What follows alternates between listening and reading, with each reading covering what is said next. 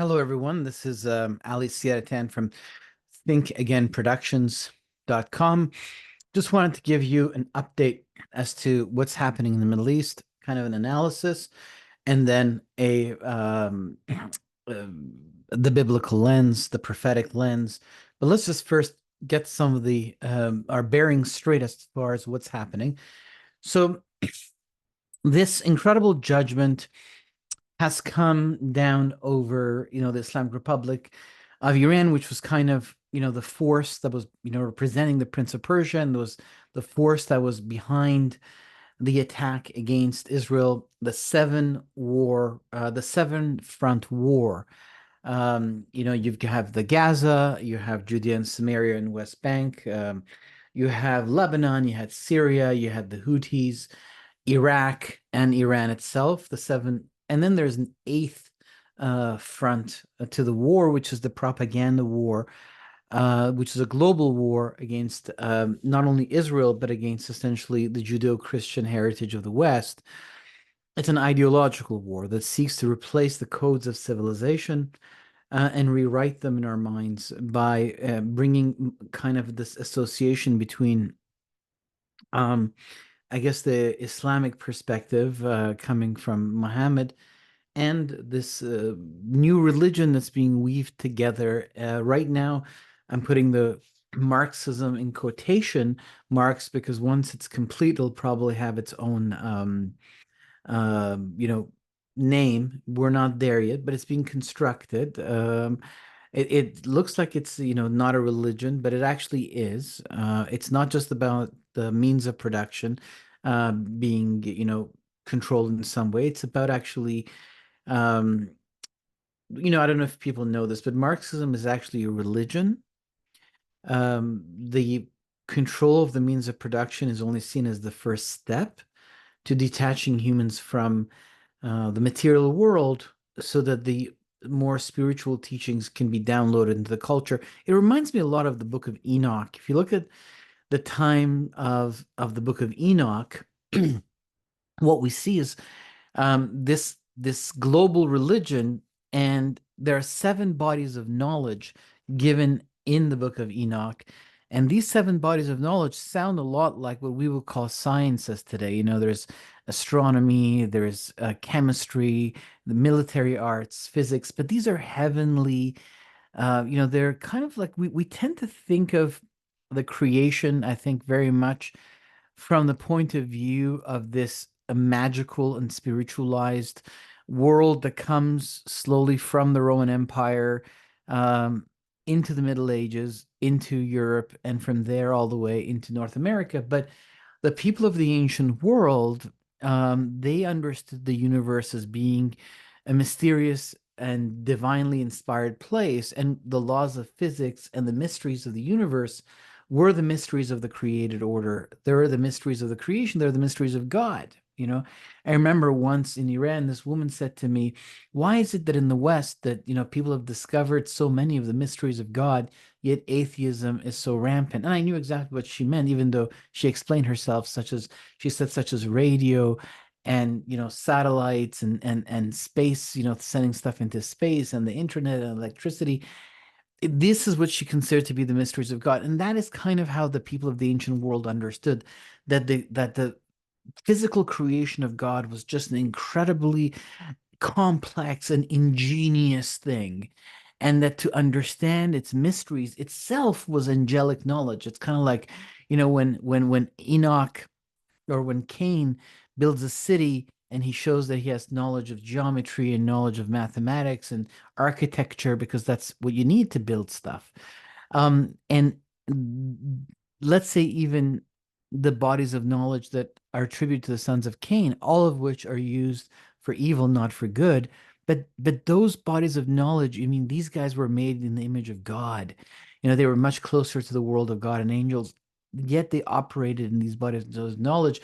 I know that in the Western Church, there is this nearly a magical perspective of the world of God and angels, that anything that has to do with these bodies of knowledge is kind of like, just meaningless.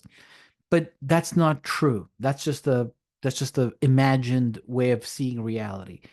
In truth, all of these bodies of knowledge that we see given out in the Book of Enoch, which resemble a lot our sciences, these are distortions of reality and perversions of knowledge, but they are perversions and distortions of high level of knowledge, right?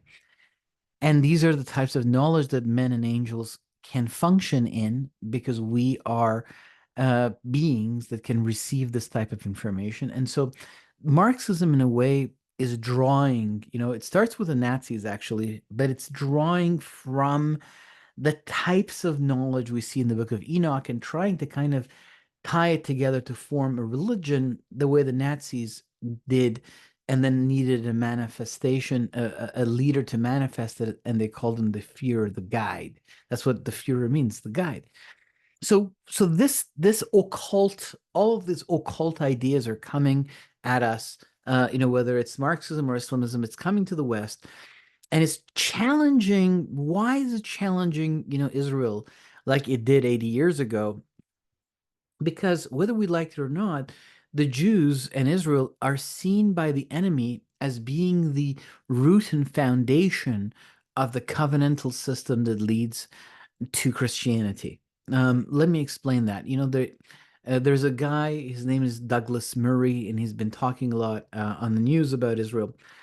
And he says basically that the West has two pillars, the Athens pillar and the Jerusalem pillar. And it's the Jerusalem pillar that's under attack, and he's absolutely right. You see, in the New Testament, I think it's in Jeremiah chapter 31, where the new covenant is mentioned, the Berit Hadashah. And this new covenant is with the house of Israel and the house of Judah. And that's the one that the Lord implements when he picks up the third cup of wine at the Passover Seder that he's having with his disciples. And he says, "This is my blood," injecting himself into the story of the Passover, making himself into the Lamb of God. And the lamb shank is Zeroha, which is the word used in Isaiah 52 for, or is it 53, for the arm of the Lord. Who has seen the arm of the Lord? To whom has the arm of the Lord been revealed? That word, the arm of God, which is what we need when we fall short in our lives and in our destinies, and we need the strong of our arm of God to bring people out of bondage, out of the house of Egypt when they're helpless. That arm is extended. It's called the Zerah, which is the same term as the lamb shank. And so the Passover lamb, the blood of the lamb which was on the doors, he makes himself the lamb, and he is the redeemer. He is the exit from the house of bondage. He's declaring the year of Jubilee, and he becomes the lamb, and he implements the new covenant, which, but at his second coming, it'll be fully implemented on the stage of history, and we will be in the utopia that the new covenant would usher in. And that new covenant that the Lord ushers in is the very one that Jeremiah is talking about, which is with the house of Israel and the house of Judah. And later, Paul tells us that the Gentiles are grafted in through the Messiah and become the spiritual children of Abraham. But there is no writing anywhere that says that the covenant now has been removed from being with the house of Israel and the house of Judah, like it's expressed in the Bible itself, and made with the non-Jews. There the covenant is with the Romans actually and the Greeks. The Jews themselves are no longer the covenant bearers. That doesn't exist. So the enemy understands the architecture of the covenantal system of the Bible, and so it is targeting the Jews because it is the basis and foundation of the Judeo-Christian world. And if Israel can be destroyed, not only will the covenantal system fall, but also the prophecies that lead to the second coming of Jesus will take a hit. That's why it says in the Bible that God does nothing except that which he reveals through his servants, the prophets. And what we have been revealed is that the nations will gather against Israel and Jerusalem in the Middle East, and the church is completely wrong in its understanding of much of this when it looks at the world through the eyes of replacement theology or spiritualization or amillennialism or preterism. All of these ideas are unknown to the Lord, to his disciples, and to the prophets of Israel, and to the word of God. These are interpretations that are completely incorrect, and if they were correct, then none of these prophecies would ever be happening on the stage of history. All of the things that I've been talking about, the coordination of the timing of this attack, which was on one of the appointed days of God, not only one, but the one that speaks of the second coming and the establishing of the Messianic kingdom, Sukkot. October 7th was the 8th day of Sukkot, was the day that in the Zechariah chapter 14 ushers in the Messianic kingdom, and all the nations are to come and worship the Lord in Jerusalem year after year. It says in the book of Revelation, tells us that'll be for 1,000 years. So the pattern is that the nations gather against Jerusalem, that there is an initial victory, and even says women will be raped. It says that in Zechariah chapter 14. Then God himself arrives with his holy ones. I guess that's heaven's army. He's the Lord of heaven's army, Adonai Tzvaot. And there is a judgment against the attackers and a blessing to survivals who then come and worship him.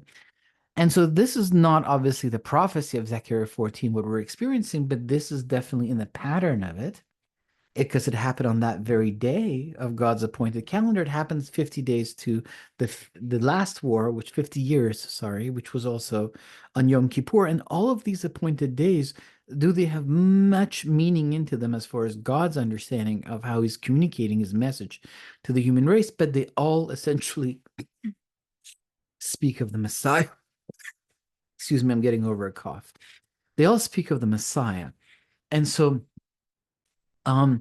they are ultimately related to the king, to the Melech Meshiach, to the Messiah the King, to the Christus, to the Lord Jesus Christ, to Yeshua HaMashiach, to the one who is the King of Israel and the King of the nations, the one who's to inherit the throne of David, as Gabriel told Miriam, as around Christmas we often read about that. He will inherit the throne of his father David and rule over the house of Jacob. That is real. It's not change. It's not some, the magic of seminary cannot erase the word of God and replace it with an alternative perspective that, is unknown to the way the Bible had been read ever, which was literal, essentially. I mean, you look at when Daniel picks up the scroll of Jeremiah, and it says that after 7 years you'll be released to go back. He doesn't start thinking, oh, wow, I wonder what that actually means. Or when God says to Noah there's going to be a flood, he doesn't start philosophizing about what the word flood could mean. Or if God promises Abraham this land and makes a covenant with him, Abraham doesn't start thinking to himself, what does all this really allegorically, metaphorically, spiritually, figure of speechy mean? Right? All the prophets of the Bible, including, the crucifixion of the Lord, his resurrection, his virgin birth, all of these things are very real in the Tanakh, in the Hebrew Bible. All the prophets, including the Lord and his disciples, read the Bible literally, understood it literally, and applied it literally, because it's meant to be a message from God to the human race to be understood. Now, of course, there's allegories, figures of speech, similes, metaphors, all the methods of rhetoric. I mean, I have a master's degree in literature. That's what I studied, right? I love that stuff, but they're all there as tools to help tell the literal story, which is our story happening in the creation, in the Shamayim and the Eretz, in the heavens and the earth. And so this is a spiritual attack. And that's why there's so many things that coordinated. And I have some videos you can watch that explains that, but I want to kind of make sure that I stick to what's happening now. And so as this spiritual attack comes, and it comes from all of these, very important strongholds of the enemy, Tyre and Sidon.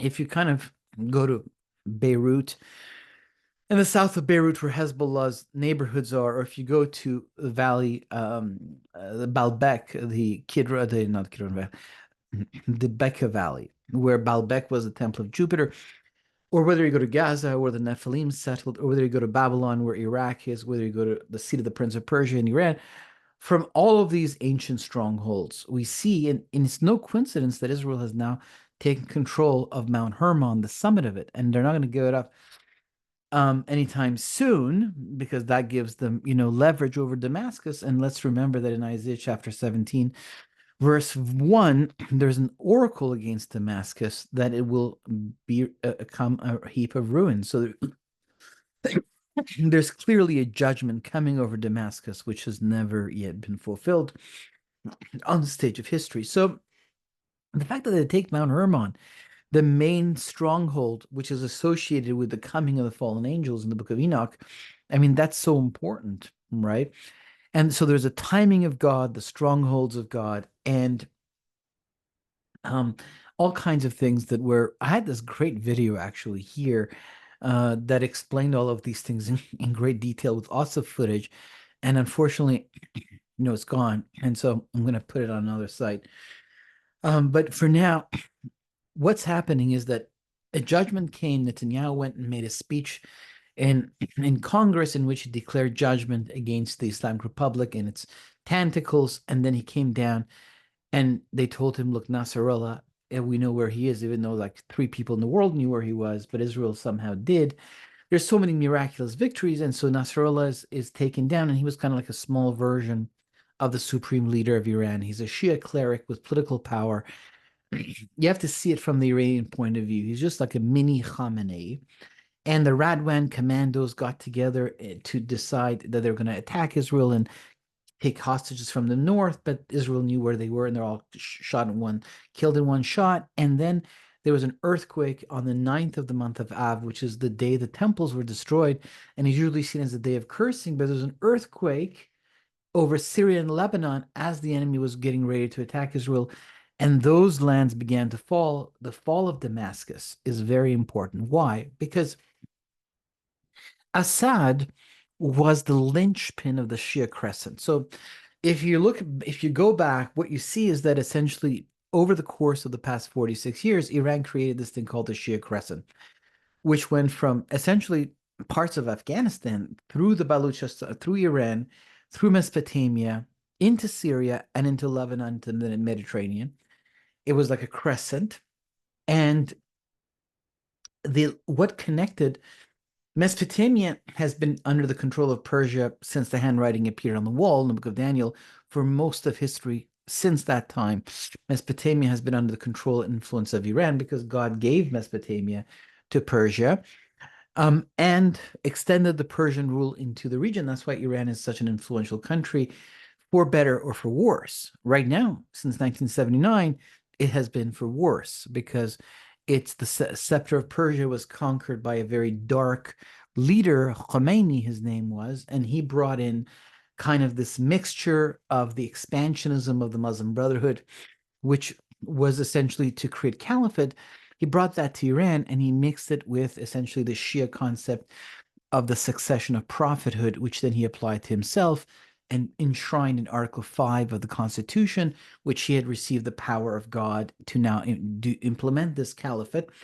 And then eventually one of the generals of Iran, Soleimani, whom Trump killed, created the Shia Crescent and the Ring of Fire, which was, as the Arab world withdrew from Hamas, Iran became the patron in order to have Hezbollah in the north and Hamas in the south. This was called the Ring of Fire. And during, between last year, well, not last year, 2 years ago in 2023, before the war started, no, let me get my bearings straight. So we are right now in 2020. I can't believe I have to look at the date. I know it's the new year coming. So we're going to be going into 2025. So in 2024, when the war started in October, in leading to the war, in the month of September, the president of Iran, the one who fell from the helicopter and died, he went to the United Nations in New York and he took a picture of General Soleimani, and who was the architect of Shia Crescent, and he said that his death would be avenged. And next thing you know, the actual structure that he created to persecute Israel is the very one that begins to collapse as the miraculous victories of Israel in Lebanon with the pager operation and death of Nasrallah, the Radwan, and in Syria with the fall of Damascus begin to unravel the Shia Crescent. And of course, Hamas has taken a major hit in Gaza. Still, there are lots of, enemies involved, but the void that's created in Syria gets filled by another Islamic organization, which is the other big player in the Middle East, because the Middle East is to be understood through the eyes of religious organizations that control governments and resources of nation states. And the other one is the Muslim Brotherhood. So Turkey is one of the branches of the Brotherhood. They've come in from the north, and the leader of Turkey is very much saying that he wants to kind of, create some sort of a new Ottoman power. And Turkey is, of course, a NATO country. And it has had a history that's connected to Constantinople and to Europe, to the Slavic people through the Baltic Sea, and to the Islamic Caliphate. And so it kind of is an intersection ground. I mean, that's where Asia and Europe meet in Istanbul, Constantinople. And which way Turkey turns, affects the alignment of world power in the region and the globe. So right now, Turkey has turned towards its Islamic, history, and it's claiming Damascus and saying that Jerusalem will be next. There's going to be a major protest or demonstration in January in Turkey, echoing that. So Turkey is trying to fill the void of the collapse of the Islamic Republic, but behind it is the Muslim Brotherhood. And Saudi Arabia doesn't want to make sure that they kind of have a say as this void has been created. And so they've come in and they've said they'll supply all the oil that Syria needs, which was being supplied before by Iran.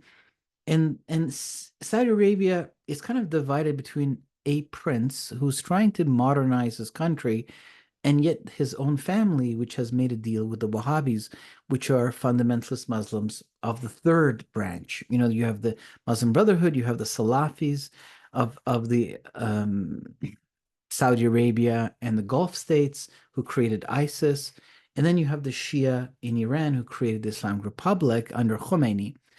And these are kind of like battling, and so the Islamic Republic's weakening has created a hole that is being filled partly by the Muslim Brotherhood through Turkey and Qatar, and partly by the forces of Arabia who want to make sure that they have a say. And I think that the world order will support the rising government in Syria, because it's creating stability in a region, and that region is very important for the building of future empire, as the Eagles of Rome from Moscow to DC kind of connect with the older empire that was given to Persia in the Middle East that controls all of these lands: Cairo, Damascus, Constantinople, Tehran. I mean, these are very important cities of that local empire. I mean, local today because we live in the age of jet flight and internet and cars. Sometimes I calculate, sometimes I go for a walk and I see, wow, it takes this long to walk a few miles. I wonder, no wonder, the world was seen in a very different way when it would take you weeks and months to go from one place to another, which you could now drive to in a couple of hours. So these local, it seems like, oh, that's just a local empire. No, these are vast regions. Just to tell you, Iran itself as a country is larger than France, Germany, and Poland combined. If you take France, Germany, and Poland, stick it together, you still don't have Iran. Okay. So these older, this world order has created an economic route that goes from Mumbai to Berlin to push back China as a manufacturing hub and hold down Russia. This is something that Biden brought in, and Trump also offered economic incentives to the United Arab Emirates and to Saudi Arabia for normalizing with Israel, because of course they want to make sure that they live beyond the age of oil, and invest in the economy of the future, which requires American and Israeli technology. In return, they have to push down extremism and the Muslim Brotherhood and those schools of Salafi that take the Quran very literally and kind of, focus on pushing the allegorical schools higher. And so Saudi Arabia is kind of, in between, caught in the waves of its own reform towards a more modern manifestation of power and its ancient, uh, uh, pact that it made with the students of Ibn Wahhab, of the Salafi school of Islam. And so this is kind of what's happening in Arabia, but it seems that the weakening of the Islamic Republic and the defeating of the forces of jihad have allowed the Prince of Saudi Arabia to reignite, especially with the election of Donald Trump, his overtures towards Israel and economic prosperity. I personally think that the sons of Ishmael, the sons of Esau, and the sons of Keturah, the concubine that Abraham takes after the death of his wife Sarah, with whom I think he has 6 children, are essentially their hearts are turning towards the house of Jacob and the God of Israel as the coming of the Messiah is getting closer. I don't think it has to do anything with Islam personally. People see it as a reform, that there's a new kind of milder form of Islam coming out of that region of the world and how this may reform the whole thing. I don't see it that way. I think that the war has pushed out from the Arab nations to the non-Arabic Islamic nations, such as Turkey, and the collapse of the Islamic Republic. Now, what's going to happen with that? Is Iran really going to collapse? Well, all the signs point to that direction. All the loss of Damascus, um, and Lebanon, Gaza, the Houthis seem to be next, and then after that it has to be Iraq itself. Let's see if Iraq can reclaim independence from the Iranian militias that are in there, forcing the Persians to the west, to the east, sorry, of the river Euphrates. And remember that the Persians always form empire in the Middle East when they cross the Euphrates River. That's one of the great boundaries of how the world, God has divided the world according to certain boundaries, and that's one of its big boundaries. And so that's what Pompeo, when he was Secretary of State under Trump, he put a certain amount, I think it was 12 demands that he had of Iran in order to sign a new agreement. And one of it was that Persian forces must withdraw to the east of the Euphrates. So we'll see if that continues to happen. Now, today in Iran, there were protests in the Bazaar of Tehran. So that's very important, very significant. They weren't just random protests. They were quite well organized with very well written out and intelligent demands and statements. And even members of the police were standing there with the protesters. Um, this was very important. Why? Because the Bazaar of Tehran is one of the pillars of the regime of Iran and was that way during the time of the king, and that continues to be that way to this day. It's often compared to the place that Wall Street has in the United States. Imagine if the stock market in New York shut down as a protest against, the government of America. The whole world would come to a standstill, right? Well, the Bazaar of Tehran has that kind of an influence. So when it's a country that mostly imports all manufactured goods, and those goods come to this central hub, the Bazaar of Tehran, which is basically like a city.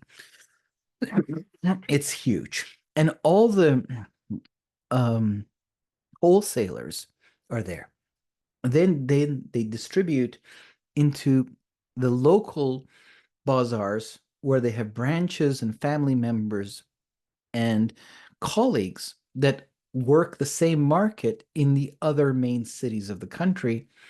And from there, it goes into retail shops.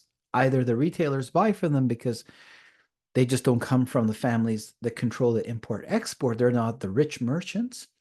Or some of the rich merchants have also their own network of retail shops that are run by their cousins and their families. So the Bazaar of Tehran is one of the central, economic veins of the country, and the money that comes from there in the forms of tithes and offerings and political support supports the clerics who run the government, the IRGC, and the system. So they can't really run the country without the blessing of the bazaar, you see. So the fact that there are protests there today were very significant. They will not go unnoticed. They were not unrowdy. They were not chanting death to the dictator or overthrow to the regime. They were simply started with a series of rational statements, which was based on the collapse of the currency, which has caused incredible inflation. So 7 years ago, when Donald Trump pulled out of the JCPOA, he began the collapse of the currency, and the currency has now collapsed 18 times in 7 years. It has been devalued 18 times. It's at 80,000 units of Iranian currency will give you a US dollar. Okay, 80,000 units. And in 2017, so it was 3,000 units would give you a Canadian dollar. So I think it was around 2,000 units gave you a US dollar. So now you're looking at 80,000 units for a US dollar in 7 years. Okay. Once it gets to 100,000 units of Iranian currency will give you a US dollar, basically the economy comes to a standstill. No one will be able to afford anything because most things are imported. The country is weak when it comes to manufacturing. Because the government has spent all of its money to expand its empire, its religious empire, with the purpose of destroying Israel rather than investing in the infrastructure of the economy. And that is what's now collapsing because the government was run increasingly by an end time ideology that sought the destruction of Israel. And so I'm just making a note actually about that. So basically, if Trump comes in and puts more pressure by reducing oil sales, which is something Biden has allowed to increase because he wanted to fight inflation, enforces certain sanctions that are in place better, and allows Israel to do whatever it needs to do when it comes to military operations. Israel was able to kill the leader of Hamas, Ismail Haniyeh, while he was in IRGC barracks in Iran, which means that there's a huge amount of collaboration from within the Iranian governmental system and even ideological army with the forces of Israel, meaning that the discontent in Iran against the government is so high that even people from within the system that are, ideologically in the ideological units are in fact collaborating with Israel. And that's why Israel was able to kill a high-ranking Palestinian officer while he was in the barracks of the most powerful military, uh, structure in Iran. And so the ideological army, the IRGC, the Islamic Republic guards, the guardians of the Islamic Republic, that's a better translation. So we're going to see more operations within Iran that will loosen the grip of the government and encourage the rise of the resistance. And we're going to see more economic pressure at a time where the country can't bear any more economic pressure. And the fact that the government essentially cannot, negotiate with the Republicans as well as it could with the Democrats, who favor essentially Islamism, the progressive left does. But the Republicans are taking a side with the Judeo-Christian heritage of the West, which includes Israel. And also, if Trump wants to pull Russia back into the fold, and then, Russia and Iran are the second and third largest producers of LNG gas in the world, some of the top producers of oil in the world. You can't push down two energy giants. You have to make a deal with one of them, right? And so the Democrats favored pulling Iran in. That's what the JCPOA was about. A compromise on the nuclear in exchange for the sale of energy, while the Republicans may prefer to push Iran down and pull the Russians back into the fold and separate Russia from China. We'll have to see how it unfolds, but the point is that they can't bear any economic pressure and they have intense infighting. And the people not only have left, their discontent with the government, but they have left Islam. This is one of the great important points of what's happening in Iran that's not known by people in the West, or outside of the Iranian community. Iran has undergone mass de-Islamization. People of their own free will and after studying, and they have essentially left Islam as a religion. And that's why they're not supporting the government in its war with Israel, because Iran is a very nationalistic country.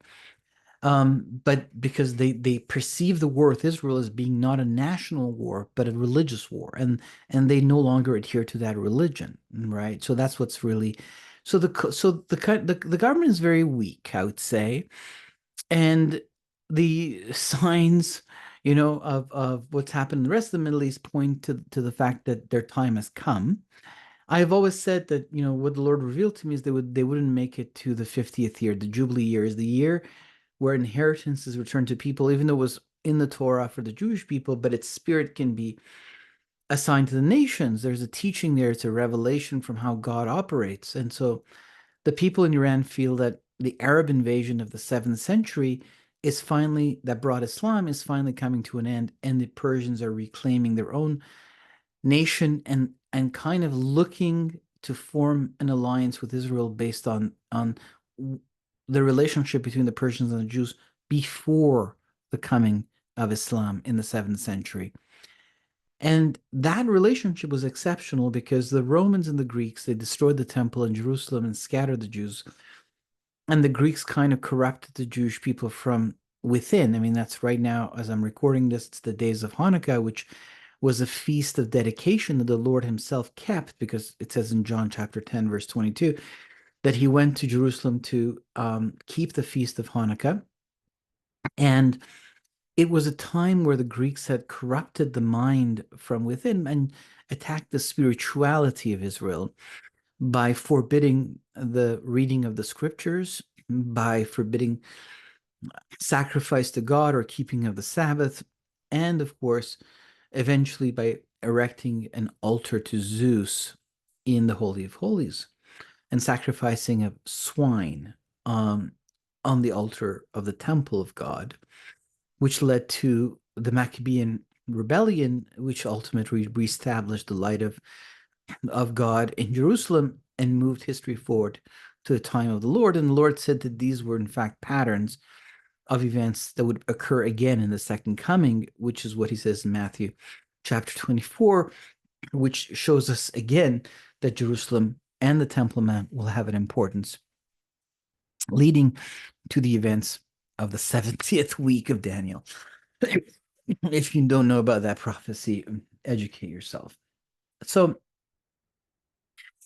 this is a time where the Persians, unlike the Greeks and the Romans and the Babylonians, they actually blessed the Jewish people. They said, go rebuild the temple, the walls of Jerusalem, and they killed the last of the Amalekites because the king of Persia sided with Mordecai and Esther, which were messianic types or figures rather than with Haman.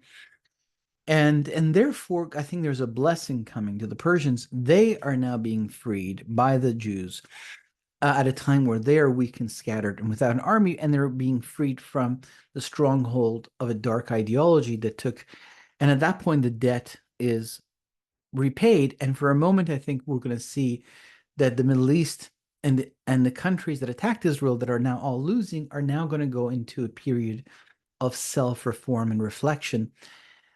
And all kinds of people that were under bondage, under, let's say, the Islamic Republic in Iran, are being freed, above all the Iranians themselves. Christianity is exploding there. The gospel is being preached, abundantly. And we'll see what comes, but it's going to affect the entire world and the Middle East. So right now we're seeing the birth pangs of a new Middle East, and it's not yet complete. It will require the presidency of Donald Trump, and we'll see how long they'll survive, what will trigger actually what will look more and more like a true, revolution. I guess you want to think about it that way. But also think about it this way. when there was a revolution in France in 1789, and um, what came after was the reign of Robespierre, which was the guillotine, and after that, the rise of Napoleon as emperor, before France settled into more of a republic and a democracy. These things take time. So the revolutionary government that overthrew the king 46 years ago has now extended its revolution into the Middle East and into the gates of Jerusalem. And that has brought its downfall.